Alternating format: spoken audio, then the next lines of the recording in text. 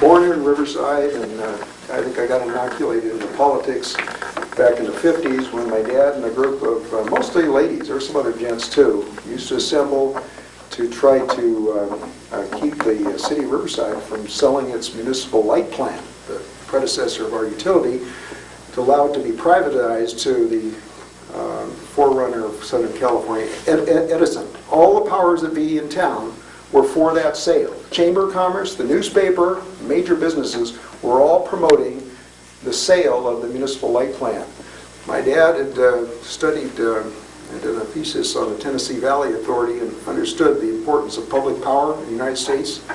And he and the other ladies would just meet nightly. They did a postal card campaign, neighbor to neighbor, and they beat them.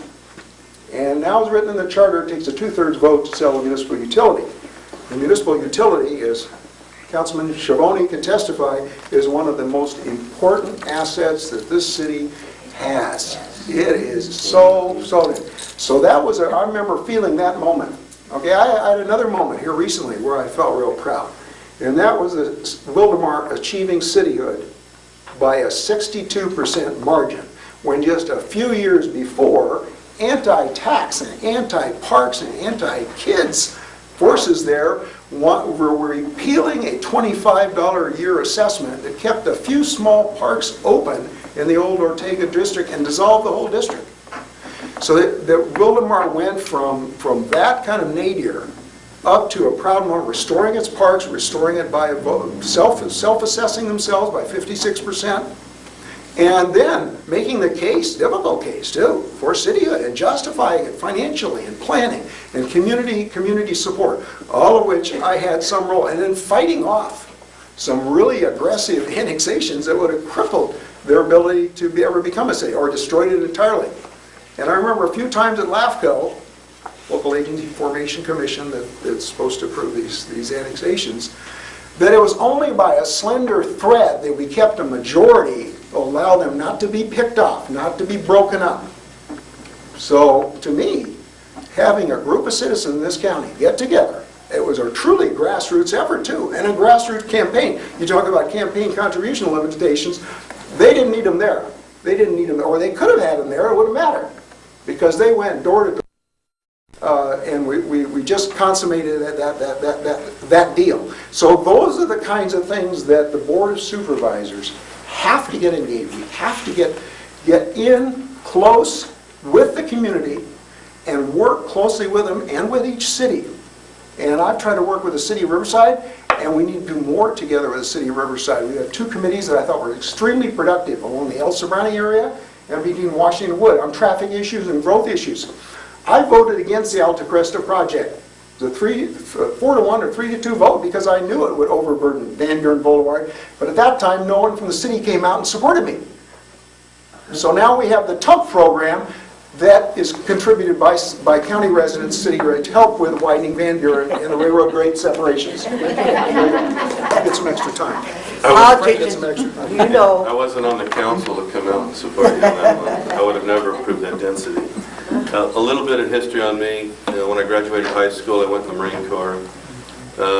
Came home from Vietnam, started banging nails. My previous experience during the summers was carrying lumber. I had two uncles that were contractors.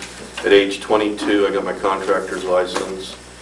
And up until I was elected in 2002, from the time I was 22 years old, I always signed the front of a check. I hadn't signed the back of a check, so I ran my business forever. My son is now taken over. We're still in business.